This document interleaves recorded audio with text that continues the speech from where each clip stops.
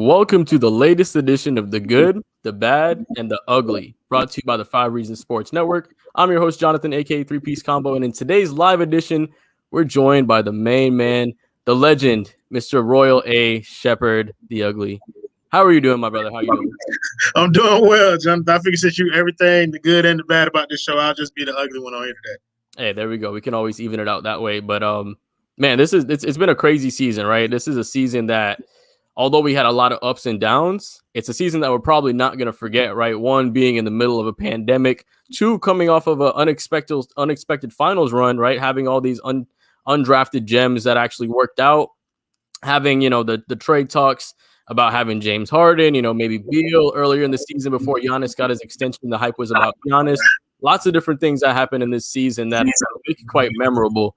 But moving into the, in the future, we got the Bucks in the first round, and that's kind of the playoff matchup that was the most touted going into these playoffs in that first round. And I think it's something to look forward to. But before we take a look forward into those playoffs, I want to take one last look back at this season. Royal, what was your thoughts overall throughout this whole season? So there were several good things about this season. One of the things that you can point to is probably Duncan Robinson's growth. It's probably the biggest good that I've seen, like his development as a defender, his development on offense, being able to take the ball to the basket, being able to create more for other people. That pocket pass to Bam is something that I harp on because it's one of my favorite things that he's added to his game. Kendrick Nunn being a rock, being pretty steady throughout the course of this season, being able to kind of fill in the missing holes. When people go out in the lineup, Kendrick Nunn is always there for us. And so he's been really consistent. And, of course, Jimmy and Bam, man, like those are our anchors. Like, Jimmy's having the best season of his career. Bam took another step forward. I mean, of course, we know we'll get into some of the bad with what he has going on. But for the overall point, Bam has been really good this season. Jimmy has been really good this season. And I think I think Kendrick and Duncan are my two other biggest goods that we've seen so far. Yeah, man. I mean, there was a lot of good positive things that we could take out of this season, although it was a pretty shitty season overall, right? And I want to say what's up to everybody joining us. Dennis Lopez, AR08JJ. What's going on, guys? Appreciate you joining us. But getting into the good of some of this season, before we get to Jimmy Butler, I kind of want to save him for last. Let's talk a little bit about Bam Adebayo, right? He came in, he upped his field goal percentage, he upped his points per game, he upped his assists per game, upped his steals per game. And on the other end, he lowered his turnovers and his fouls, right? Dude should be named Defensive Player of the Year. Do you think so? Yeah, I've been all aboard the Bam Defensive Player of the Year solely because I recognize a little bit earlier, probably than some of the voters, that this game is changing. And so what it means to be an elite defender is also changing. So, of course, we all believe Rudy Gobert is going to win the award, but that is probably the old standard for what an elite defender was, as opposed to a player who can literally guard 1 through 5. There are only 2 of them, and that's him and Ben Simmons, and he is the better of the 2, in my honest opinion, at that switching thing. And so I believe he's the Defensive Player of the Year, and, yeah, he's definitely on that side of the ball. He's been absolutely amazing from the time that he's got here, and it's gotten even better this year. Would it be crazy to say that he's the most versatile defensive big in NBA history? That's a lot to do when you talk about versatility. I'm no Ricky J. Mark when it comes to the history of the game. So I want to say yes, but then I have to think about all the different things. He's asked to defend differently than any big in NBA history. Like, he's asked to do more in terms of guarding smaller players, in terms of guarding ball handlers. So I mean, there's some validity to that. So I would give him top 5. I have to do a little bit more research before I would be concrete in saying that he's the most unique big man defender of all time. That's fair. And, he still has a long ways to go, only in his 4th season, starting his max contract next year. It's going to be fun to see. He had that 41-point explosion against Brooklyn, having that game winner against Brooklyn. He got that mid-range going. He had 2 triple-doubles this season. So Bam is showing his growth, and I thought it was awesome to see. To your point, you mentioned Duncan Robinson. It's kind of a bounce-back season for him. He started off kind of, struggling. The scouting report caught up to him. Teams were knowing what he was going to do off ball. So he couldn't get the looks that he wanted, and if he did, it was a lot harder to shoot over the guys because they know he was going to shoot the shot. But coming into the second half of the season, man, he had a big, bounce back. He responded to all the scouting reports. He seemed a lot more confident knowing that he wasn't going to be traded. And then on top of that, he was doing a lot of layers, adding a lot of layers to his game, having this off-ball presence where he's going to cut to the rim, fake screen, work even harder off the ball, right? He's going to drive to the rim a little bit more. His ability to, like you said, pass out of when the teams are focusing on him defensively has become a lot better. He knows where his teammates are going to be. And, if Duncan Robinson can continue to develop at the way he's developed this season, he could be a problem, right? He could be somebody that could develop to be the third guy next to Bam and Jimmy. It might be hard, to see right now, but if he does add that, if that's something that happens, it could be something that we can see. Kendrick Nunn, man, staying ready, coming off that COVID season, barely playing in the playoffs, steady all season, right? He increased his field goal from 44 to 48%, his three-point percentage from 35 to 38%. He fit better in the offense, man. He looked a lot better he fit in the offense a lot better. How did you feel about Kendrick Nunn and how he fit in this season? Yeah, so you said a lot of things. I wanted to hit on all three players. So really quickly on Bam Adebayo, another good thing before we move out of him is that one of the things that we were looking for coming into this season was him taking that mid-range jumper. And he has started to take it, and it's become a weapon in his bag now that he can go to at any time that he wants. So that's another good thing. In terms of Duncan Robinson and his offensive development, it's so much more. It makes him so much more effective because of the way that he finishes around the rim now, because he's a threat with the ball in his hand. And I'm not going to stick too much because you pretty much captured all the points about Duncan Robinson that we could have needed. But with Kendrick Nunn, he's just a smarter basketball player in his second year. His offense was always there, but this year it feels like it comes more naturally. Like it seems like he's not breaking the offense to get his own. So it's just coming more so in the flow of what Miami's trying to do. And he's huge for us in terms of gaining relief buckets and things like that. So I've been loving the development from Kendrick Nunn as well. So he's been a real plus, and especially with us swinging for the fences, going for Victor Oladipo, it was nice to know that we had a safety valve in Kendrick Nunn who came in and just kind of like kept us afloat with that role and has been taking advantage of the opportunity that he's been getting.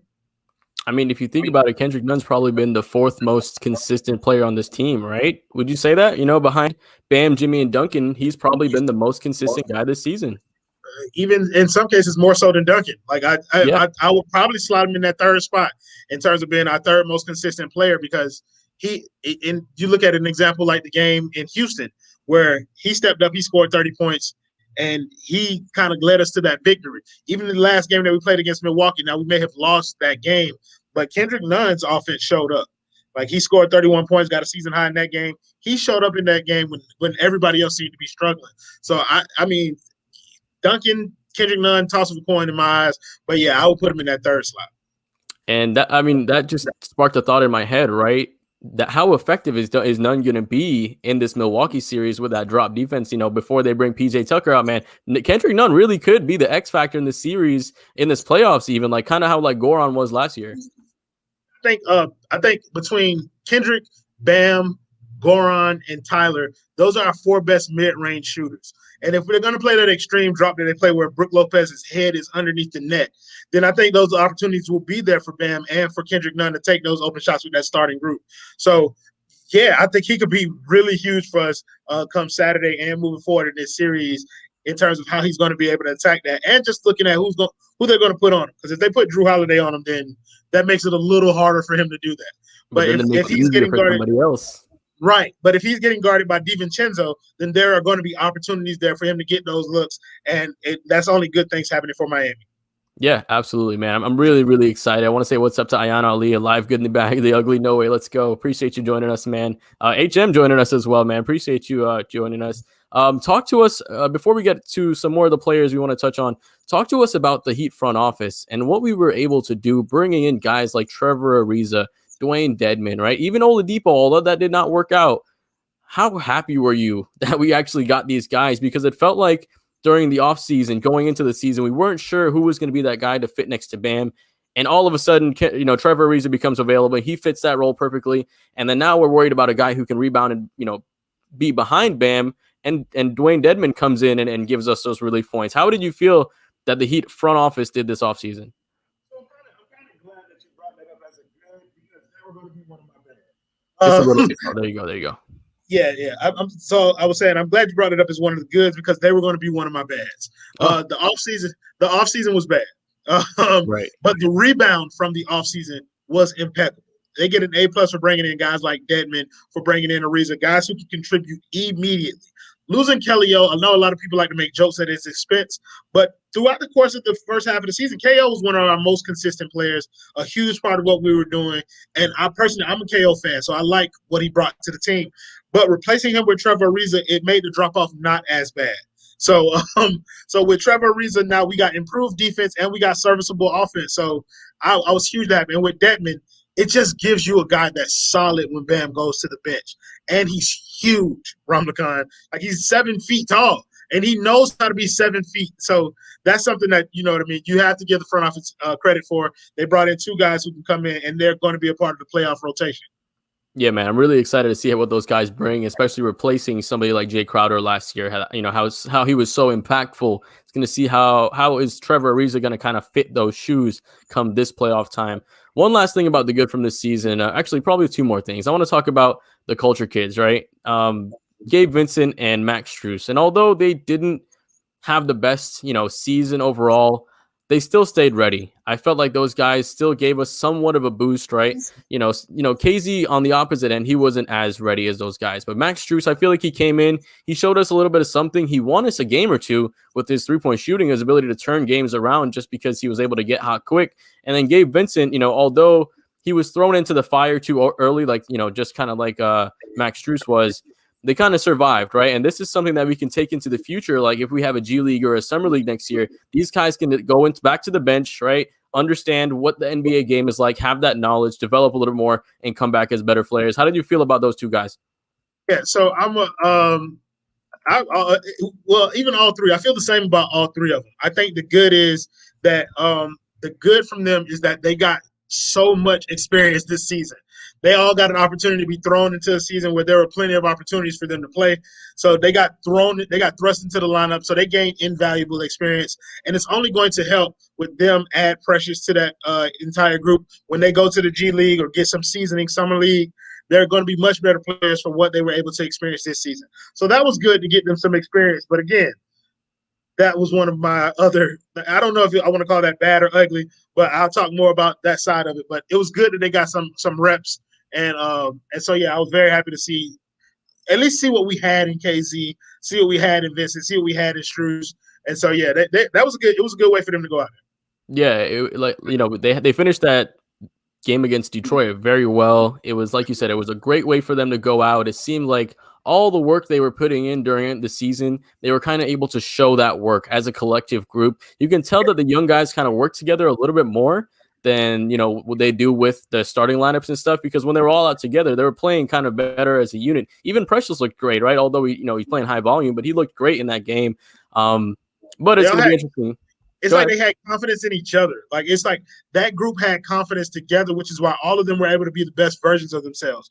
Even Casey amazing in that game. Like, Casey looked good in that game. Precious looked good in that game. Gabe looked good in that game. Max Strus looked good in that game.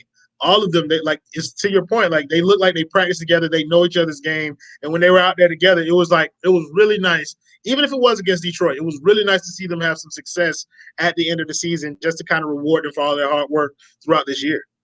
Yeah, it's such a nice thing to see, because you got to remember, these people are human beings too, right? These are guys that are going to practice every single time, and not just a practice. You're going to a Miami Heat practice, right? Now you have to go, you got to bust your ass. Riley's going to be in there looking at you, wondering if you got to be that guy that's going to get cut. So we get your 7 coming in, taking your spot. But it was nice to see those young guys get it. I'm wondering that maybe when we play against bad teams like Minnesota or anything, should we just play these young guys and rest the starters? Like, is that a better option? I don't know. But let's close out on the highest note of them all. Let's talk about Jimmy Butler, man, because Jimmy was absolutely phenomenal this season. When he played, we had records that were similar to Brooklyn, similar to the Bucks, Philadelphia. We were top of the league record-wise or percentage-wise when we had Jimmy Butler playing. It was just when he was not available, that's kind of when we shit the bed. But Jimmy Butler gave us probably his best season of his career, right? They talked about it in the pod. It was a very well-rounded season. I think his most well-rounded season. He fit the offense perfectly. He not only did that, he led the team. He was the guy leading the charge. He would call people out when need be, and then, draw his words back when he was just going to go yell at them and curse at them in practice. I want to say thank you to HM for the $5 dono. It's right here. I agree. Still holding out that KZ can be is Iggy Ariza replacement eventually. The hope is still there, right? The hope is still there. If we have a summer league and a G League next season, really kind of that's really when is it going to be the answered how much that we're going to see. I think Iggy's gone anyway. What's up? I think Iggy's gone anyway. Yeah, he's run down, right? He's at the end of the line of his season. He's still a smart player, but his body can't keep up with his mind anymore. And going back to Golden State. Yeah, you can, exactly. That's fine. Appreciate you again, HM. Thanks for the donor, brother. But let's talk about this because we're talking about Jimmy, right? Was that photo photoshopped or what was that? No, that's all Jimmy, boy. Man, that is like ridiculous body fat percentage. Like he's down there in the 2%. Yeah, what's up, Dren? What's going on, Dren? Appreciate you, Robbie Patel. Yeah, Iggy retired, going back to the Warriors, probably, right? Wherever he can get usage. There's going to be a team that wants his veteran presence anyways, whether they are contending or not. But getting back to Jimmy Butler, man, he led the team. He led the team in every asset of the game. He leads the team, and he embodies Heat culture almost as much as any player in Heat history. Talk to me a little about Jimmy Butler, man. How did you feel he did this season? And do you feel that his lack of being able to play in some of these games because of the protocol, is that going to help us in this postseason because his body's a little more fresh? I don't think it would have mattered one way or the other for Jimmy Butler. He's one of the baddest SOBs in the league, bro. Like Jimmy Butler. So I think it was Ariel who made the point that Jimmy Butler might be a top 5 Heat player of all time. I'm a little older, so you know what I mean. I try and hold on to some of the guys who brought me into the culture, the Zoes, the Timmys. Every game I watch Jimmy Butler, he makes it harder and harder for me to keep him out of that conversation. Jimmy Butler is an absolute monster in terms of what he does on the court. Like it's not just about the intensity. It's about the actual play. He scores, he rebounds, he facilitates, and he plays defense at an extremely high level. He does everything, and it's like, what more can you ask of a player? He gives us everything every night, and so it's extremely difficult to find any fault in Jimmy Butler's game, even with the 3-point percentages or whatever, because like when you need him to hit threes, he starts shooting threes. And so I love Jimmy Butler, man. And I think he's one of the biggest reasons that this team is even close to being a playoff contender. Absolutely, man. And I'm not saying Jimmy Butler is Dwayne Wade or anything like that. But when Dwayne Wade retired, I felt like there was going to be a big hole in my heart missing because D-Wade was going to be gone. You know what I mean? Right. But I felt like Jimmy and Bam really just mended themselves together, put my heart together into a nice full piece. And now we're going into the sunset with these two guys, right? But it was the same way, bro. Like, well, I was trying to figure out, like, Dwayne Wade had always been my favorite player in the league. And I thought it would be years and years and years, like some other franchises, before I was able to ever find me another favorite player of the league who kind of embodied what my franchise was and what I wanted in a best player on my team. And Jimmy and Bam made it so easy, bro. Like, they made it so easy. And having the stamp of approval from Udonis Haslem and having, just that guy being so on par with Jimmy and Bam and those guys, leading the way. Like you said, man, they feel that they made it much easier to see D-Wade depart because we knew that the team was going to be in good hands. Like you said, man, I didn't know when I was going to find my next favorite player, but I was so happy that Jimmy came, that, D-Wade pulled that 250 IQ move by going to Chicago just to recruit Jimmy Butler, right? That's the only reason why he did that. That's 200 IQ, right? Never happened, but in the alternate universe, it actually did, and that's kind of how it works, right? Multiverse.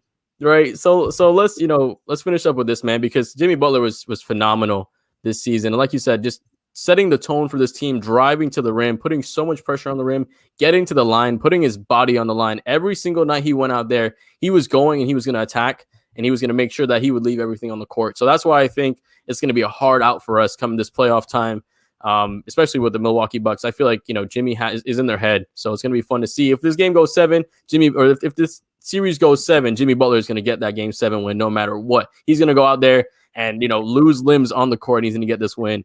Anything to close out on the good before we get onto some of the bad? No, I think we got everything that I viewed as extremely good for this season. Yeah, right. In a season that there wasn't a lot of good, we talked a little bit about the good. So let's get into the bad a little bit. I'll let you start, man. What was the worst part? Saving some stuff from the main worst part for the ugly, but what was really the biggest theme that was the bad of the season? Like the season itself was bad. Like I think this is. I said it on Twitter a couple of days ago. This is the absolute stupidest season in NBA history. Like it didn't make any sense from beginning to end to like just to play. Like it's COVID's running rampant, and you're trying to run through a regular season, and it just ruined a lot of like good basketball that could have been played. And like this was essentially a money grab season for the NBA. So they chased money instead of actual basketball play, and the product showed. Like it was on the court. So I think the NBA season in general was bad. Maybe that's more ugly than bad because I think that's the worst. But if we got to go to a bad, like specifically Heat related, I cannot help myself, bro. Tyler fucking Herro is the bad, bro. He improved statistically, I guess, but just watching him, you knew that it was not the same as it was last year. Like last year, it kind of, in most ways, it felt like we knew what we would get from him. This year, from game to game, I didn't know what I was going to get from Tyler Herro. And in essence, it kind of like made me want to push him further and further into the background. Of course you saw it coming, Dren. Everybody saw it coming. I tried to hold it in. I didn't want to do it, but yeah, Tyler Herro, he was just bad, bro. He's getting better, so hopefully he still has time to make it into that good. But bro, he was just bad all year, bro. He was horrible. Yeah, you actually hit on my ugly. My ugly was the entire season, just the way it was done out. But man, starting with the bad, like Herro was coming into the season, and obviously the talks were with the Harden thing and whether that could get done or not, all that, etc. But he had big expectations coming in, right? He was touted as the third star behind Jimmy and Bam. He was coming in named the starting point guard, pretty much given the keys to handle the ball and create for everybody else. And he didn't live up to them. His stats. A couple things went down as far as stats. His 3-point percentage, I think his field goal percentage overall went down. He kind of regressed a little bit. Everything else kind of was on par, but his confidence wasn't there at all, right? The things that we saw him do last year, which was actually winning games, he didn't do that at all this year. He didn't have those impactful fourth quarters, those shots against Chicago, the shot against 76ers, right? Was it Indiana as well? He was hitting clutch 3-point shots, giving big buckets in the fourth. Go ahead. I said Boston in the playoffs. Like those are things that you were expecting from Tyler Herro. And I think in going to the expectations conversation, maybe we did set the bar a little bit too high for Tyler coming into this season, especially considering the short turnaround, especially considering, all the circumstances of COVID and the protocol, and maybe not giving enough grace when it comes to his injury that he was dealing with. Right. So, I mean, I'm not the highest on Tyler, but I do understand the circumstances surrounding what's been going on with him. So, like, it's not to say that I'm completely out on Tyler, but, we have to see how he's going to look with an entire offseason to see if we can get back some of that faith that we lost during this season. But, again, this is the dumbest damn season of all time. So, like, I take Tyler's performance with a grain of salt like I did everybody else's. Absolutely. There was a lot of reasons for him to fail. The book was out on him on defensively. He could be targeted, right? And on a team that we're switching almost every time. And, we hated how much that we switched this year. Tyler Herro would get switched on to, or they would switch until they get Tyler Herro on the matchup they want to and just exploit him, right? So he was getting continue to happen too. Go ahead. That's going to continue to happen. Exactly. It's not going to stop in the playoffs. That's why I think using him more in spurts rather than as a volume kind of player is going to be better than him. So it's saying up to is that little man in the back? Oh yeah, he's running around. He's excited to be in a hotel and out of the house. So I'm letting him do his thing. He's looking at Coco Melon like. Oh man, that's funny. Hey, show me the shirt real quick. Is that a D-Wade shirt? Oh yes, indeed, brother. Yes, indeed. Yes, indeed. This is my travel shirt. This is how I drive, bro. I wear this every time I get on the road. This is my fly shirt too, because you know how the airplanes be cold. I gotta get that long sleeve because you're in there, man. Bro, you see me, bro? Let's go, long sleeve gang. But getting back to Herro a little bit, like there was a lot of reasons for him to fail. Like you said, we don't know how much that injury actually hampered him, because it looked like he lost that pep in his step, right? He didn't have that extra pep. No, we're not in Milwaukee. I think we're both in Florida. You're still in Florida, right? No, I'm in Georgia right now. Oh, he's in Georgia. But you live up in Tallahassee, right? Yeah, I live in Tallahassee, but I'm up in Georgia for my younger cousin's graduation. Cool. Shout out to my dog, Jeffrey. Hey, say that again. Go ahead. Shout him out. Shout out to my dog, Jeffrey. He graduated high school today. Not today. I think it's tomorrow. But he's graduating high school, so shout out to my little cousin, Jeffrey. That's what we up here to visit him for. Hey, shout out to Jeffrey. Sorry if I shouted out where you live. Now everybody's gonna come looking for autographs at your house. It's But okay. They don't have but there's still a little bit of time for Tyler Herro to turn this around, right? If he can come back in this offseason and shown us what he's shown us in this small sample after returning from injury in 20, 24 minutes a game and smaller volume, he can redeem himself, right? He can absolutely redeem himself. I think what people need to realize is that, and Ariel said it first, so I want to give Ariel his props. I would be ecstatic to be wrong about Tyler Herro. I would love to be wrong about Tyler Herro. I just don't think that I am. And so, like, I'm not going to get on here and, like, lie to you guys too much. I lie sometimes, but I'm not going to lie to you guys too much. But I would love to be wrong about Tyler Herro. I just don't think that that's the case. Yeah, unless he has a major turnaround, right? Develops some major consistency to his game. There's just so much that has to go right for him for that to happen. So it's kind of hard seeing that happen. I understand what you're there. Any closing thoughts on Tyler Herro before we get on some other stuff? Yeah, one of the biggest things that I would hope that he's able to do, since he's never going to be the type of defender that we like here in Miami, I would hope that he develops a way to get past defenders without a screen. If he can do that, then that is kind of like the next step in terms of like the decision making and stuff. That's going to come with more experience. But in the shot selection and stuff like that, that's going to come with more experience. But if he can learn how to break down defenders and get by anybody without using the screen, then that's going to go a long way in helping him become the player that a lot of people believe that he can be. Yeah, if he can just do something one-on-one, create offense by himself. Yeah, that's the next, like you said, that's perfect. The next step, man. If he just needs to be able to win those one-on-one matchups without bringing defense towards him and making it a little bit harder for him to navigate those lanes. Quita said Tyler is not a good two-way player and his offense isn't good enough and to completely ignore defense. I think we're both on the same page with you there, man. I think we both realize that, if he gives you something on offense, he's taking it away on defense, and if he gives you nothing on offense, he's still taking it away on defense. So you're either at an even or you're at a negative. So you're never really not really getting too much from him. But hopefully, like I said, this postseason and the offseason helps him a little bit more. There's somebody I want to talk about who I don't think it's necessarily his fault, but I think there still has to be something said about him. Let's talk about Goran a little bit, because I feel like Goran, the mental was there, right? But I feel like his body let him down. Having, coming off of a really short, injury recovery in the finals, right? Something that keep you out a couple of weeks. He came back in 4 games, right? He was able to come back and try to play that game 6. Although he was hobbled, his shots were falling short. He didn't have his legs under him. He tried to come in and join.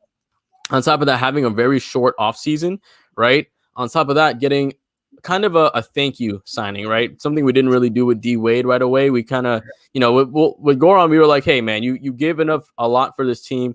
Let's give you another good year of pay. So those things coming on, you'd expect him to be the third best player like he was in the playoffs, and he just wasn't that. His body was hobbled. He was in and out of the lineup. He wasn't, consistent. He can't win his matchups as fast anymore. He doesn't have his legs and his speed and his explosiveness under him anymore. But he can still kind of fit in this team as a backup point guard kind of role, maybe somebody that can steady the ship, which he showed later in the season. What were your thoughts on Goran Dragic this season and what he did? So I think the opinion of Goran Dragic is a combination of several things that you articulated perfectly.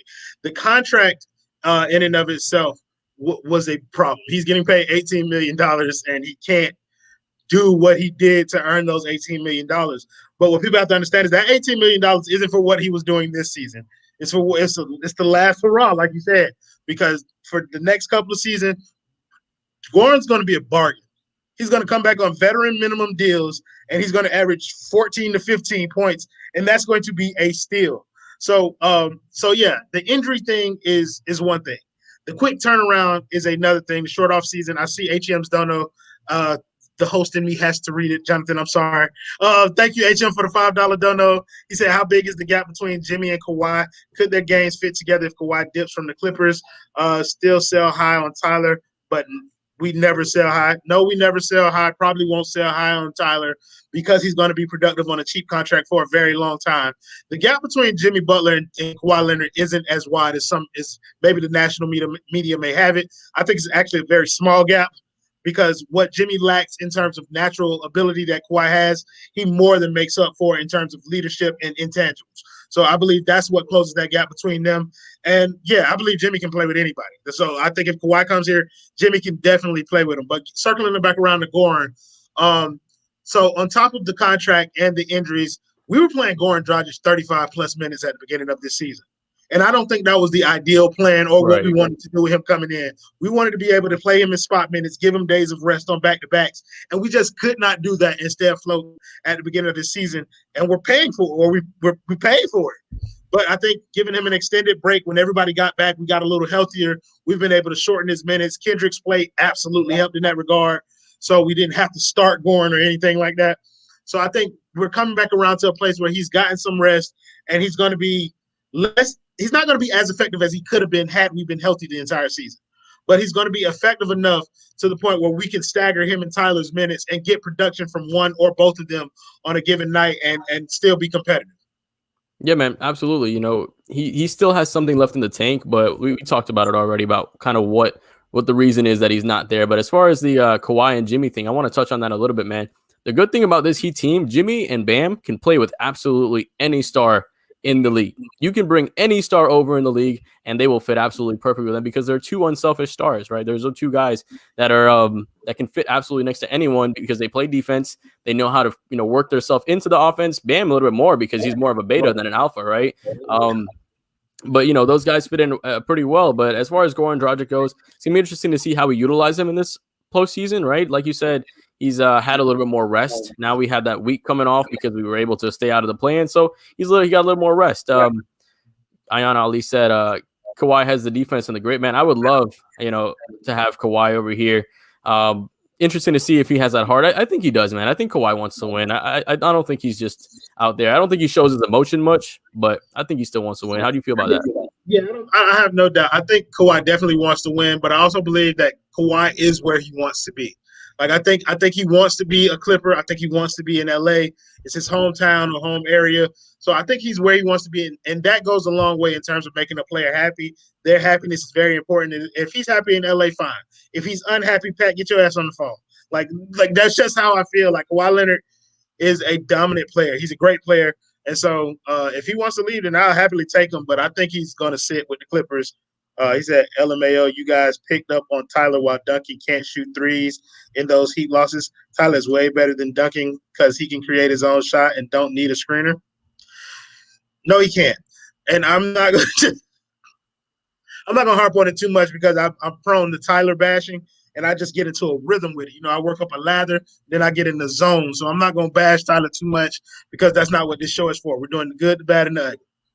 Yeah, man. Yes, sir. Yes, sir. We'll talk about that a little bit later. Let's talk about Precious Achiuwa. Let's talk about him just a little bit. You know, rookie season, most of the time our rookies have the benefit of having, you know, the G League. If you could look at guys, especially like somebody like Josh, right? Somebody that came out, used that G League. Somebody like, you know, Hassan Whiteside, used that G League. We use that G League a lot. And this season, Precious wasn't able to do that. And because of that, he looked like he was he didn't fit in the offense, right? He didn't know where to be. He didn't know what kind of places to put himself in to catch the ball in the right way. And when he would catch the ball, he would go down with it before going back up. Just little things that the Heat would coach out of you. You know, if you had more touches, he wasn't able to do that because we weren't able to have that kind of G League or that summer league coming into him. But, you know, Precious kind of regressed from the beginning of the season. I felt like he was a lot of energy, but after that energy kind of fizzled out from those first, 10, 15 games, we saw what the real Precious was, which is a really raw prospect who needs to be taught a lot, right? He still has a lot of rooms to grow,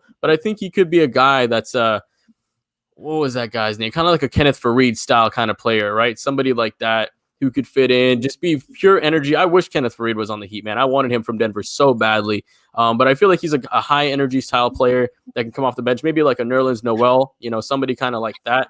How did you feel about Precious this season? So I'm pretty sure everybody was pretty down on Precious. But again, it circles back around to the kids conversation in which Precious Achiuwa didn't even get an NCAA tournament. So coming into the season, Precious hadn't played basketball in months. And so, the energy comes or whatever, and then you're playing against professionals. It was moving way too fast for him. And you could tell that when he was on the court, he looked lost a lot of times, wasn't able to stay on the court. And I think Jimmy lost trust in him pretty early on, like with the hands thing and everything. Like he just couldn't quite get right. And he was another one who could have benefited for some summer league or some G League, just getting his teeth wet. And for what people need to understand is that for Miami, the G League is a huge weapon. Like it is a big thing to be able to go down there because they run a lot of the same plays and stuff. We sent Josh Richardson down there in his rookie season, and when he came back to us, he was a solid player. Like we could have done the same thing. We sent KZ, didn't work out as well, but he could have used another season. But Duncan's from the G League. So when he came to us, he was a solid player. I think Precious is another case that when we get him some seasoning in the G League, get him a summer league, get him a full offseason regimen where he can come in and get his body right. Then next year we can properly evaluate what we have in him. But this year I'll grade it as an incomplete because I just don't believe that he played enough basketball over the time for us to get an accurate gauge on what type of player he can be. Right, man. You said it perfectly. And honestly, kind of closing the thought on that, he didn't have a lot of time to play basketball. But let's talk about somebody who kind of was in and out of the Heat system, but didn't really fit as well. Let's talk about KZ a little bit, man, because KZ had a little bit more time, right? He came in the same year as Herro. Sure, he had that Achilles thing that kept him out a little bit, right? But he was able to get a couple of games in the NBA, kind of like Duncan did in his first season, right? Have a little bit of that NBA experience. He was kind of the spearhead. Him and Gabe Vincent were the spearhead of that G League team, if you watch that, right? When they were playing together. But when he came to the NBA, he wasn't hitting the shots. He seemed to, kind of with Precious, just not know where to be and how to use his frame to fit into this team. How did you feel about what KZ did this season? Because we all hyped him up. Baby Giannis kind of didn't work out for us. I think it's so funny that you watch G League games because I also watch G League games. Like my basketball season starts in the summer league. That's when I watch all summer league games. So that's when my basketball season starts. But again, like I feel like I'm being an apologist, which is completely contrarian from what I normally am. But it's just the reality of the situation. Different environments make me join that environment. But with KZ Okpala, I think one of the most important things for people to remember is that when he came to us, he was a raw talent. He would need G League seasoning. And Heat fans have gotten accustomed to, one season in the G League, they all of a sudden come to us and then bow. They're the best version of themselves. It happened with Tyler Johnson. We've had so much success with it that you believe that every time we go through this process, it should be an instant success. We've seen flashes from Casey, but I think he's one of those players who's going to take a little bit more time to try and acclimate himself to what's going on. Like he wasn't able to go down to the G League any this year to kind of get any reps. Nobody was able to get reps. Right. And so, like, he's trying to get into the game competing with Andre Iguodala. And at the beginning of the season, Mo Harkless for minutes. And now Trevor Ariza for minutes. And he's not going to look as good as those veterans. So it's kind of – he doesn't have the savvy to be where he's supposed to be all the time. And so when he comes into the game, it's more noticeable when he's out of place. But it's like KZ, he's another one. I just believe with a little time next year in the G League, a full offseason under his belt, just another opportunity to get some more development, spend more time with the coaches, then he's going to be another player that could be a useful, tool in Spo's bag later on. It took us a while to develop DJJ. People only remember the last year that DJJ was here, but they don't remember the other years where DJJ couldn't stay on the court because he didn't know where to be. But once he got it, that athleticism, the instincts, they all took over. And you saw, hold on to what you saw from in that last game from KZ. Use that. He might not be baby Giannis, but there are things there. There are skills there that will be useful to Miami and that are unique for the league. Like his length, his athleticism, that is unique to have somebody like tall that. As Bam, too. Yeah, like he's as tall as Bam. He only weighs 43 pounds. But, I mean, just to have that skill set, just to have that in-house, you try and develop that as much as humanly possible and see what you can get out of it. With so much raw natural talent, you can't not do that. You just can't not, you know what I mean? Because there has to be something there. And he showed flashes of it. Like you said, in that last game of the season and the preseason, he showed flashes of it. So I think we could see it. Like speaking to DJ a little bit, when the Phoenix Suns were at the bottom of the standings, he was cut from the Phoenix Suns. The worst team in the league didn't want him. Miami picked him up, revamped this guy's game, and now he's playing in Portland, signed on a pretty good deal. Playing next to Dame and CJ, playing pretty good minutes. Same with Kendrick Nunn. We got Kendrick Nunn off of the bench of the Golden State G League team. Yes. On the last day of the season. And now this man is about to make $10+ million a year in free agency off of 1 year as a starter based off of what we do. And people just kind of that's what they harp on to. And it's kind of you got to give it time. It's a process, and it goes at different speeds for different players. Duncan Robinson's first season with the Heat, he shot 25% from deep. right? I thought he was a power forward the first time I was watching him. I was like, because I thought like I was like, oh, he's a Ryan Anderson comparable kind of guy, right? And then I realized I was like, wait, he kind of looks small. Like, what did I misread the stats or something? And then he was like 6'4" or 6'5" or something like that. And I was like, oh, okay, all right, that makes sense. But yeah, And then it's man, like Spo called him like the greatest shooter in the world. I was like, bro, did you watch Duncan Robinson? right? And then he proved us all Yeah, wrong that season, dude. yeah, yeah. So you gotta wait. I have a couple things that I'm indifferent to. They're not really my good or bad, but they're just kind of indifferent. Andre Iguodala, I was pretty indifferent, right? Had some good ups and downs, but he was just kind of middle. Same thing with Bielitsa. You wouldn't have him long enough to have him here. Any other players that you felt or anything that you want to touch on before we get into the ugly? Yeah. So I mean, with Andre Iguodala, it's kind of like you don't judge him until you get to the playoffs. Like you can't. Belly, I'm indifferent. I'm indifferent about the KO and AB trade for Oladipo. I was indifferent because at the time it was a good trade to me, and even still, though it didn't work out the way that we had hoped, like we didn't lose much. Like we replaced KO with Trevor, so we still getting production from that spot. And this computer's going to die soon. I got 20%. But yeah, KO, like I'm indifferent to that trade. Like people say we lost and all that. I don't think so. I'm just indifferent. But yeah, no, we can move on to the. Yeah, for sure. I just want to answer this. You give guys 4-year, $12 million. I mean, not really. You give him that minimum deal. Yeah, no. He doesn't get that yet. Yeah, he didn't even earn that yet. Maybe Giannis, maybe not realizing that Giannis is not shooting threes. Oh, that's true. That's a true fair point that I didn't really think about. But yeah, let's get into the ugly a little bit, man. And I want you to touch on what your ugly was from this Heat season. So the biggest ugly, or not the biggest, but it's a couple of things. One, the offseason. We completely shit the bed in the offseason. When you go in, when at the end of the year you have none of your free agent signings, then you know that you didn't do well in the offseason. Mo Harkless was a disaster. Yeah. Avery Bradley couldn't get on the court. Excuse me. And Myers Leonard Myers Leonard kind of did the thing to kind of like make us have to get off of him. So it's like the offseason was extremely ugly, but they rebounded well from it. So you kind of give them a C because you got an F in the first half. You completely hit it out of the park in the second half. So you give that. I think it was an ugly season for development. Like Miami's a developmental franchise. We develop talent. It was really ugly for development because we didn't have the G League. We didn't have an offseason. So we couldn't get our players the type of attention that we customarily give them. And just overall, the up and down play of the team that was on the court, like that shit was ugly, bro. Like I'm not gonna give them a pass, too many passes because of the way they played. But that shit was ugly, bro. Like we lost a fuck ton of games that we could have won. Yep. Based off of just shitty half-assing, like bonehead stuff that was preventable. We had a bunch of preventable losses this year, and it was ugly to watch. It threw my emotions in a wild loop, had me spazzing out on post-game shows, but that shit was just ugly, bro. Like it was an ugly season to watch. Like even to the end of the season, bro, we had ugly fucking losses, bro. And that's just like all the games that we could have won, that we should have won, that we lost. It just kind of it gives the season an even worse taste in my mouth. I don't know what throw me a wrench, bro. Like, buddy, bro, I don't know what kind of wrench you want, bro. There are no tools here. If you don't dodge a ball, if you dodge a wrench, you dodge a ball. Is that kind of what he's going with? I don't know.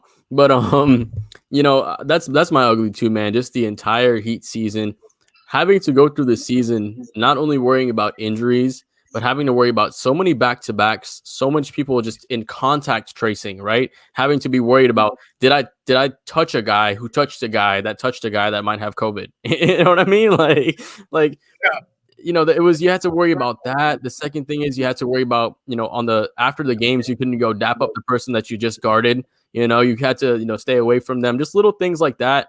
And then on top of that, like you said, man, the up and downs of this season, dude, it was like the crypto market the last couple of days. It's just up and down because there were some games that we would pull out, right? When Bam hit the game winner against Brooklyn, everybody was so happy, man. It was like we watched our little baby grow up, Yeah, right? We see this little 41 against Brooklyn. Oh, you're so happy. When Jeff Green asked the whole game. Oh,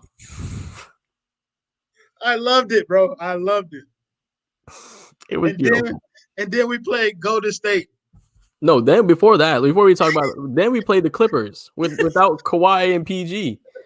And then we lost that game. Beverly, or Nicholas Batum. No. Nick Batum was in that game. He starched us. He starched us. It was they were missing another player. It was like 4 of their 5 best players that they were missing. I know Lou Will played.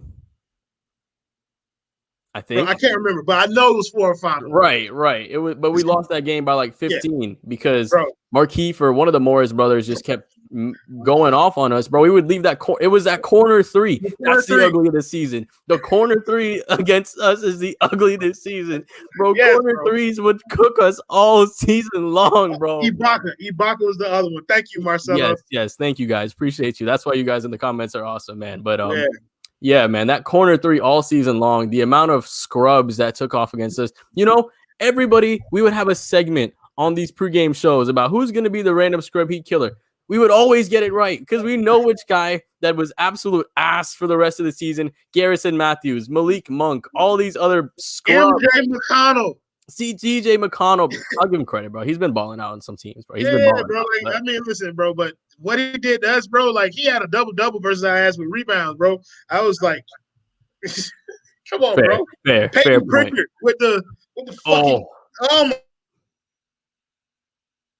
my God, bro. Gave me like nightmares, bro. I could do this all day, bro. I could do this all day, but this computer cannot. So we need to start. All right, we go wrap it up. But yeah, man, the whole season was kind of ugly, you know, having so many ups and downs.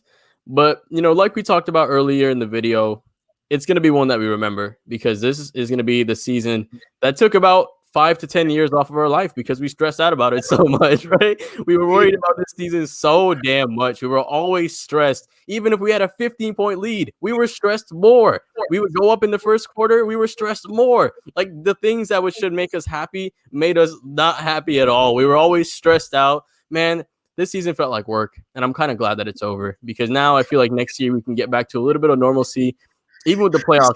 It's not over yet, Jonathan. It's not over yet. It's not over yet. We go see. Hopefully this playoff turns it around, man. Do you have any closing thoughts before we close everything out of here? Nah, man. Like, I really appreciate being a part of the good, the bad, and the ugly. I'm just going to tell you the truth. Me and Ramlakhan decided that we were going to do 20 minutes before we started, and that's not what this turned into. But, yeah, I'm really happy. Is this the first live The Good, the Bad, the Ugly? Yep. Yeah. Well, I'm happy to be the first guest on The Good, the Bad, the Ugly. I'm happy that this is the first live one, but this was definitely it was fun just to do this one-on-one, bro. Yeah, man, it was a lot of fun. I really appreciate you hopping on, man. It made it a lot more fun. Everybody in the comments, we actually had a lot of people show out. HM, thank you for the dono. Dennis Lopez, Ayana Ali, Maximo, Ravi Patel, everybody in the comments. Quetus, I know you like commenting on the videos as well. I'm trying to talk to everybody who actually comments on the videos as well. Question and everything. I know you comment on the video as well.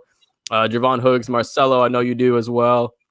Appreciate all you guys. Alfredo Artiaga is going to be on post-game shows during the playoffs. I'm just going to announce that. We got good luck coming. We have good luck coming, man. But yeah, man, thanks to everybody in the comments. Thank you to my friend, Mr. Roy L.A. Shepherd, for joining us on the road, still making out here, making the show a million times better. I appreciate you as always.